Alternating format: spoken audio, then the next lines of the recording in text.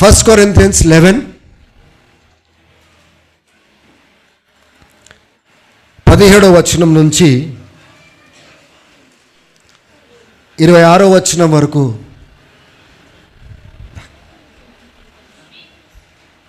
నువ్వు చదువుతామా? చదువు. మీకు ఈ ఆజ్ఞని ఇచ్చుచు మిమ్మును మెచ్చుకున్నాను, మీరు కూడి వచ్చుట ఎక్కువ కీడుకే రాని ఎక్కువ మేలుటు కాదు. మొదటి సంగతి ఏమనగా, మీరు సంఘమందు కూడి ఉన్నప్పుడు మీలో కక్షలు కలవని వినుచున్నాను. కొంత మటుకు ఇది నిజమని నమ్ముచున్నాను. మీలో యోగ్యులైన వారెవరో కనబడినట్లు మీలో భిన్నాభిప్రాయములు ఉండట తప్పదు. మీరందరూ కూడి వచ్చుచుండగా మీరు ప్రభు రాత్రి భోజనము చేయుట సాధ్యము కాదు. ఏలయనగా మీరు ఆ భోజనము చేయనప్పుడు ఒకనికంటే ఒకడు ముందుగా తన మటుకు తాను భోజనము చేయుచున్నాడు. ఇందువలన ఒకడు ఆకలిగొనును, మరి ఒకడు మత్తుడవును. ఇదేమి, అన్నపానములు పుచ్చుకొనుటకు మీకు ఇండ్లు లేవా? దేవుని సంఘమును తిరస్కరించి పేదలను సిగ్గుపరచుదరా? మీతో ఏమి చెప్పుదును? దీనిని గూర్చి మిమ్మును మెచ్చుదునా? మెచ్చను. నేను మీకు అప్పగించిన దానిని ప్రభు వలన పొందితిని. ప్రభువైన యేసు తాను అప్పగింపబడిన రాత్రి ఒక రొట్టెని ఎత్తుకొని కృతజ్ఞతాస్తుతులు చెల్లించి దానిని విరిచి, ఇది మీ కొరకైన నా శరీరము, నన్ను జ్ఞాపకం చేసుకుంటకై దీనిని చేయుడని చెప్పెను. ఆ ప్రకారమే భోజనమైన పిమ్మట ఆయన పాత్రను ఎత్తుకొని, ఈ పాత్ర నా రక్తము వలననైన క్రొత్త నిబంధన, మీరు దీనిలోనిది త్రాగునప్పుడెల్లను నన్ను జ్ఞాపకం చేసుకుంటకై దీనిని చేయుడని చెప్పెను. మీరు ఈ రొట్టెను తిని ఈ పాత్రలోనిది త్రాగునప్పుడెల్లను ప్రభు వచ్చే వరకు ఆయన మరణమును ప్రచురించుదురు. ఆమేన్. 3 విషయాలు ఇక్కడ నేను చెప్తాను, దయచేసి వినండి. ఇది ఈ బల్ల, ఈ ప్రభు బల్ల అంటారు, లేకపోతే ప్రభు భోజనం అంటారు కదా. The lord's table is not our private table. Private table అంటే మన ఇంట్లో డైనింగ్ టేబుల్ ఉంటుందా? మన ఇంట్లో మన డైనింగ్ టేబుల్, మన భోజనము మన కిచెన్ నుంచి వస్తుంది కదా. This is the lord's table and the lord is inviting us to sit on the table. ఇది మన భోజనం కాదు. I want to make it very clear to all of you. హల్లెలూయా. ఒకసారి ఆలోచన చేద్దాము. ఇది లార్డ్స్ టేబుల్, ప్రభు బల్ల, ప్రభు సిద్ధపరిచిన భోజనము.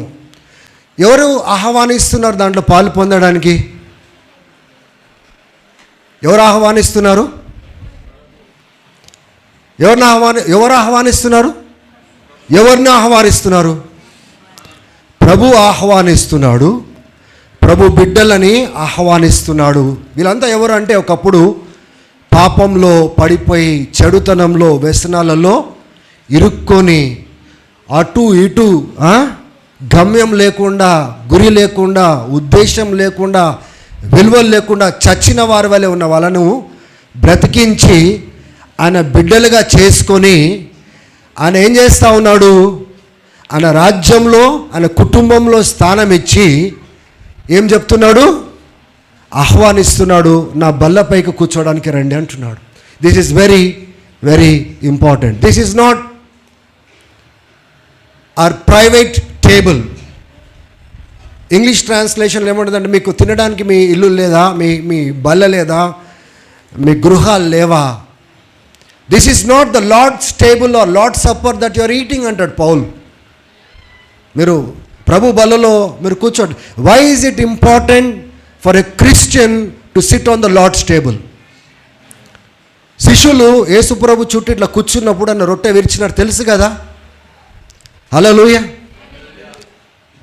ఎగ్జాక్ట్గా మనం కూడా దేవుని యొక్క రొట్టె విరుచుట, ఇక ద్రాక్షరసంలో పాలు పొందుట, ఈ యొక్క భోజనంలో పాలు పొందడము క్రైస్తవునికి చాలా ప్రాముఖ్యంగా ఎంచాలి. కొంతమంది నేను గమనిస్తూ ఉంటాను, లార్డ్ సప్పర్ రోజు వేరే ఊర్లలో ఉంటారు. లార్డ్ సప్పర్ అంటే ఇప్పుడు మీరు అమర్యాదగా ఉండేది ఇప్పుడు నా పట్ల కాదు, నేను కేవలం ఒక దాసుడిని మాత్రమే. ఇప్పుడు ఇక్కడ ఉండవలసిన వారు ఎక్కడో వేరే ప్రాంతంలో పనిలో ఉన్నాను, నేను రాలేకపోతున్నాను, నేను బిజీగా ఉన్నాను అంటే మీరు అవమానించేది నన్ను కాదు, నిన్ను రక్తంలో కడిగి నీ పాపం విమోచించి తన ఆత్మతో ముద్రించి తన సొత్తుగా చేసుకొని తన బల్ల దగ్గరికి రమ్మని పిలిచిన ఆయనను మీరు అవమానపరిచిన వారనే సంగతిని మనం అర్థం చేసుకోవాలి. It is he who invited us. ఆయన మనల్ని పిలిచినాడు. And look at how we come to partake in the Lord supper. నిర్లక్ష్యము. లార్డ్ సప్పర్ అనేది ఒక సాంప్రదాయము, అంటే తీవ్రంగా తీసుకొని సాంప్రదాయం అయిపోయింది అది. We follow the traditions. అపోస్తులు పాటించినవి మనం పాటిస్తున్నాము. ఆ సాంప్రదాయంలో తప్పు లేదు, కానీ ఆచారబద్ధంగా అసలు దానికి విలువ ఇవ్వకుండా, పిలిచిన వానికి విలువ ఇవ్వకుండా, మనమందరము వేగిర పడకుండా, తీవ్రంగా తీసుకోకుండా ఉండకపోవడము, that is not right. These are the 3 things God gave me when I was sitting there. మొదటి విషయం ఏంటిదంటే, let them know that this is my table, not their table. They should come with reverence. They should come with reverence. హల్లెలూయా. ఉందా వాక్యంలో అట్లా? ఏమనుంది ఇక్కడ చూడండి 20వ వచనంలో, so then when you come together it is not the Lord's supper that you eat. మళ్ళీ 21వ వచనంలో చూడండి, some of you go ahead with your own private suppers. Hallelujah. So next time ఇంటి పెద్దలు దయచేసి వినండి, మీ ఇంటిని, మీ పిల్లల్ని సిద్ధపరిచి రండి. ఎందుకంటే పిలిచిన వాడు సామాన్యమైన వాడు కాదు. ఆ టేబుల్ మీద కూర్చోబెట్టడానికి పిలిచిన వాడు సామాన్యమైన వ్యక్తి కాదు. ఆయన మన కోసం ప్రాణం పెట్టిన సృష్టికర్త. ఆయన మన విమోచకుడు. ఎంతో గౌరవంతో మనము ఆయన సన్నిధికి రావాలా. ఇప్పుడు చీఫ్ మినిస్టర్ పిలిచినాడు అనుకోండి భోజనానికి, ఎట్లా పోయి నిలబడతారండి? మన ఫ్యామిలీని మంచిగా సూట్లు గీట్లు వేసుకొని తయారు చేసి మంచిగా తీసుకుపోతారు కదా, ఎందుకంటే ఆయన పిలిచిండు. ఇప్పుడు పోకపోతే ఇన్విటేషన్ పంపించిండు ఆయన, పలానా మీ పేరు పెట్టి కూడా పిలిచినాడు. మిమ్మల్ని పేరు పెట్టి పిలవలేదా? పేరు పెట్టి పిలవకుండానే విమోచించినాడు దేవుడు మిమ్మల్ని, మీ అందరినీ దేవుడు విమోచించినాడు. అలానే పేరు పెట్టి మీకు ఇన్విటేషన్ రాగానే, రే చీఫ్ మినిస్టరే ఇన్విటేషన్ ఇచ్చిన తర్వాత నేను వెళ్ళకపోతే ఏమంటాడు ఆయన? ఏమ్రా అంతా నెత్తికెక్కినాయా? నేను పిలిచినా కానీ కూడా రావా? అచ్చా నీ భార్యను ఒక్కదాన్ని పంపించినావా టేబుల్ మీద కూర్చోనికి? అరే ఏది నీ భార్య ఏది? నువ్వు ఒక్కడు వచ్చినావా? నీ ఇంటిని కాదు నేను పిలిచింది, నీ పిల్లలు లేరా? ఒక చీఫ్ మినిస్టర్ అడగగలిగినప్పుడు నీ సృష్టికర్త నేను అడగడా? ఏడి నీ భర్త? ఏది నీ పిల్లలు? ఏడి నీ భార్య?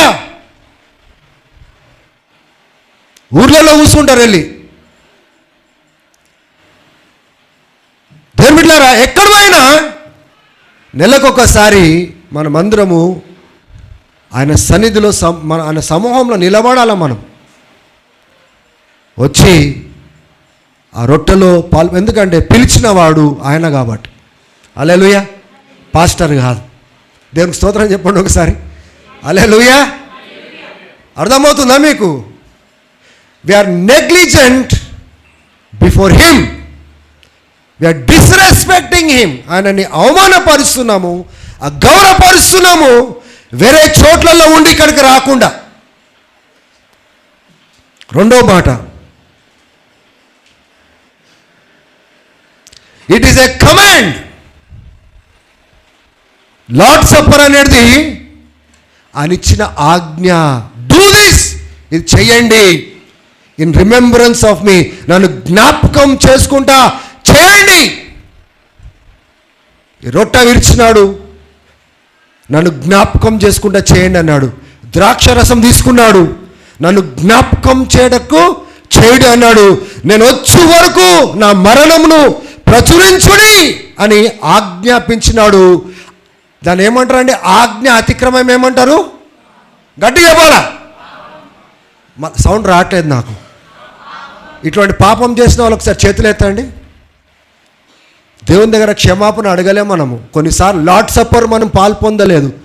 సంఘంలో దేవుడు మన కోసం సిద్ధపరిచింది, చేయమని చెప్పింది, చేయకపోవడం ఏమంటారు దాన్ని? What you call that? ఇప్పుడు చెప్పేది ఎవరండి? పాస్టర్ కమలా? పాస్టర్ కమల్ మీకోసం రక్తం కార్చినాడా? నేనేమైనా మీకోసము నా శరీరాన్ని అప్పగించినానా? మీకోసం మరణించి నా మరణాన్ని ప్రచురం చేయమని చెప్పినానా? చెప్పింది ఎవరు? ఆజ్ఞాపించింది ఎవరు? ఆజ్ఞ ఇచ్చింది ఎవరు? ఎవరిచ్చినారు? మీరు చేయుడి అని. ఎవరు చెప్తున్నాడు? ఎవరినైతే తన రక్తంతో విమోచించుకున్నాడో వాళ్ళకి చెప్తున్నాడు, నేను వచ్చు పర్యంతరము చేయుడి అని చెప్తా ఉంటే చేస్తున్నామా? కొన్నిసార్లు ఏది మనకు పనులు లేనప్పుడు ప్రత్యక్షం అవుతాము. ఇక మనకు పనులు, వెకేషన్లు, ప్రోగ్రాం రాగానే ప్లాన్లు గీసుకొని ఎక్కడో ఉంటాము. But let me tell you one thing, మీరు ఎక్కడున్నా ఎంత తిరిగినా you must remember, we must come into the presence of God and celebrate, because it is a command of God. దేవుని ఆజ్ఞ ఉంది. ఆజ్ఞ అతిక్రమము, గట్టిగా చెప్పండి ఒకసారి, hallelujah. Do you think that God can bless people who disobey him? ఆయనకు అవిధేయంగా ఉన్న వారిని దేవుడు దీవిస్తాడా? ఆయన శరీరంలో పాలు పొందిన వారిని దీవిస్తాడా? ఆయన రక్తంలో పాలు పొందిన వారిని దేవుడు దీవిస్తాడా?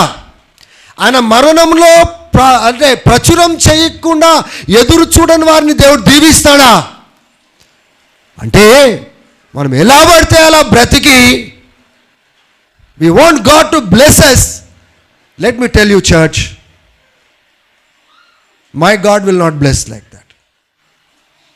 Hallelujah. రెండోది ఏంటిదండి? It's a command. భయపడాలా మనం ఎక్కడో ఉంటే, వేరే స్థలాల్లో ఉంటే? నేను దేవుని సన్నిధిలో లేను, ఆయన టేబుల్ దగ్గర లేను, ఆయన చెప్పింది నేను చేయట్లేదు అంటే భయపడాలా మనము? How come? ఇంత ఈ భయం లేని తత్వం నాలోంచి ఎక్కడి నుంచి వచ్చింది? ఈ నిర్లక్ష్య వైఖరి ఎందుకు వచ్చింది? ఈ ఆలక్ష్యం నాలో ఎందుకు వచ్చింది? ఇటువంటి ప్రవర్తన నాలో ఎందుకు వచ్చింది? నా నుంచి నా కుటుంబానికి ఎందుకు వచ్చింది? నా మూలంగానే కదా అని మనం సరిదిద్దుకోవాల్సిన అవసరం ఉంది. హల్లెలూయా. మూడో విషయము, your relationship with others matters to God. నీ తోటి సహోదరుడు సహోదరితో నీకుండవలసిన సంబంధము చాలా ప్రాముఖ్యమైంది. అందుకోసమే పౌలు అంటున్నాడు, మీరు తినడానికి మీకు ఇల్లు లేవా? కానీ వచ్చి నీ తోటి సహోదరులే నువ్వు నిర్లక్ష్యపరుస్తావా? లేని వారిని కించపరుస్తావా? Why do you discriminate with those who don't have anything?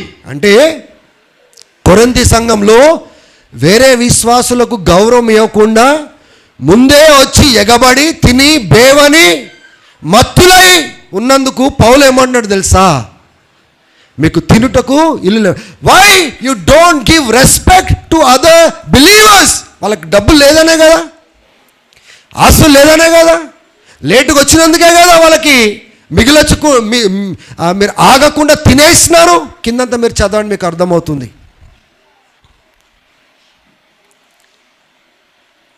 Your relationship with others matters. దాని విన్నారా? Before you stand to take the bread, మీ యొక్క చేతిలో ఆ రొట్టె ముక్క ద్రాక్షరసం ఉన్నప్పుడు జ్ఞాపకం పెట్టుకోండి. ఫస్ట్ క్వశ్చన్, నేను దేవునితో కరెక్ట్గా ఉన్నానా?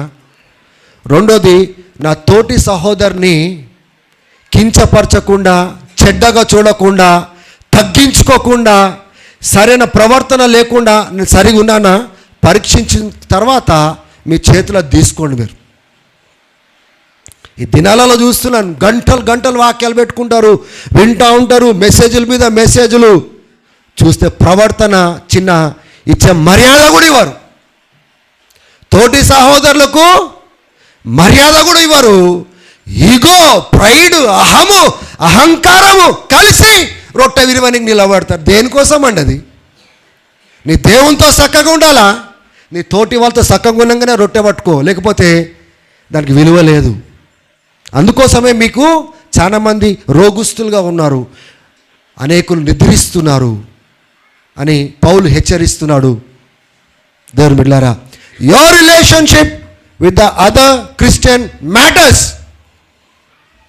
లేలే ఏం పర్వాలే, ఈమెతో ఎట్లున్నా పర్వాలే, ఆయనతో ఎట్లున్నా పర్వాలే, సంఘ కాపరి దగ్గర ఎట్లా ఉన్నా పర్వాలేదు, నేను మాత్రం నిలబడి రొట్టె విరుస్తా అంటే మాత్రం ఆయన మాత్రం అంగీకరించాడు.